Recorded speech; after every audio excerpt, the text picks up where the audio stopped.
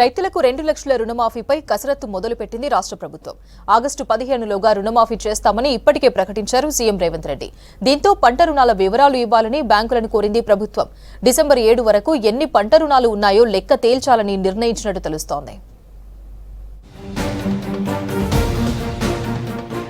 రాష్ట్రంలో వీలైనంత వేగంగా రుణమాఫీ ప్రక్రియను చేపట్టాలని ప్రభుత్వం భావిస్తోంది.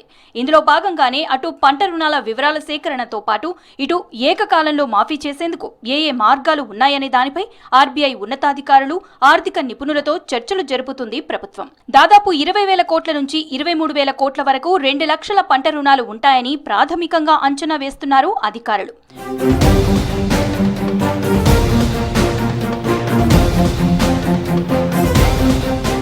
రైతు రుణమాఫీ చేయాలంటే ప్రభుత్వ ఖజానాలో అన్ని నిధులుండే పరిస్థితి లేదు. దీంతో కార్పొరేషన్లలో అప్పు తీసుకుని బ్యాంకులకు చెల్లించే ప్రతిపాదన ముందుకొచ్చింది.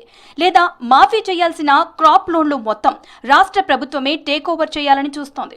దీంతో మాఫీ వెంటనే పూర్తవుతుందని, టేక్ ఓవర్ చేసిన పంట రుణాలకు ఇన్స్టాల్మెంట్లలో ప్రభుత్వమే బ్యాంకులకు చెల్లిస్తుంది. అటు రైతులకు ఏకకాలంలో మాఫీ జరగటంతో పాటు ప్రభుత్వానికి నిధుల వెసులుబాటుకు అవకాశం దొరకనుంది.